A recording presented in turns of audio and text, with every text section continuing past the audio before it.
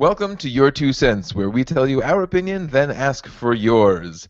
For years, people have been saying that wireless charging is the wave of the future, yet it still remains a boutique charging method far outside of the mainstream.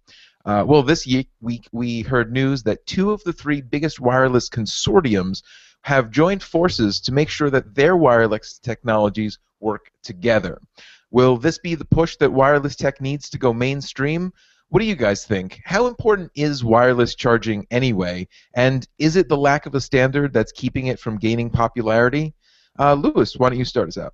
All right, for me, it's not super duper important, but it is a cool feature to have. You know, if you have an iPhone or an Android phone and you could wirelessly charge it, that's an extra little check mark that'll make me want to buy it. That said, I feel like, it's been years now we've been getting this promise of wireless charging, and if you remember, we went to CES years ago. We went with PowerMat. And they had this cool little pad. Everything looked awesome, and then we reviewed it, and there was really not that much wireless going on there because you either needed to put like some sort of adapter to your phone or buy a special case for it.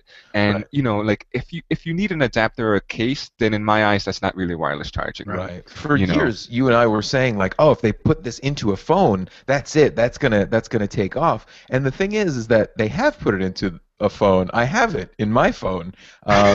Unfortunately, I have the third option, the group that has not joined this new consortium. Right. So, called, right?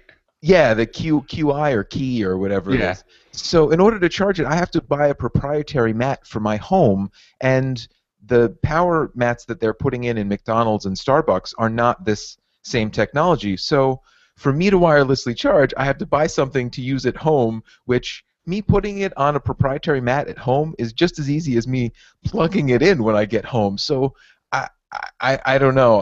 There's kind of a disconnect there, Dan, how do you feel about wireless charging? Yes, a disconnect, no pun intended. Wireless charging for me is pretty important. Really? I've been waiting for this forever, much like you guys, and I think, well, my own personal opinion is that it's just a lack of a standard. I mean, this is kind of that whole VHS Betamax war from the old days, if you kids remember what those are. Sure do.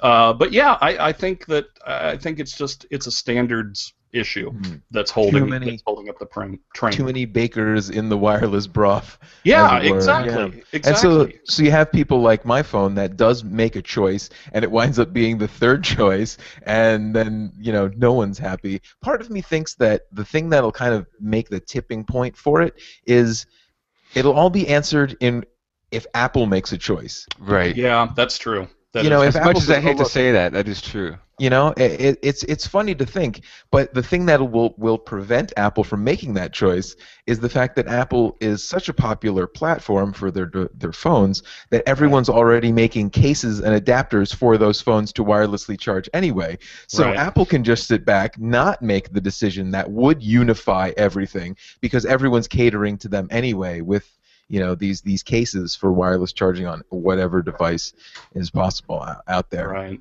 Well, I think that it's the natural evolution of any type of charging device. I mean, as one of those guys that it takes me 5 times to plug in a USB port, I am looking forward to the day when all I have to do is just hit a button or an app or whatever, and my phone just sits there and charges automatically. Right. I think that's going to be the golden age of wireless, as we call it. I mean, will it even ever happen though? Because if you think about it, Apple's iPhones charge using the Thunderbolt port, and most other phones charge using micro USB at this point. We can't even get that standard. Right. Now to get a wireless standard, it's like that's going to take forever. And I mean, the micro USB standard on non-Apple phones took forever to get to. So I mean, there's hope for wireless, that wireless will get there, but will the solution be that it's wireless charging for every phone but Apple's?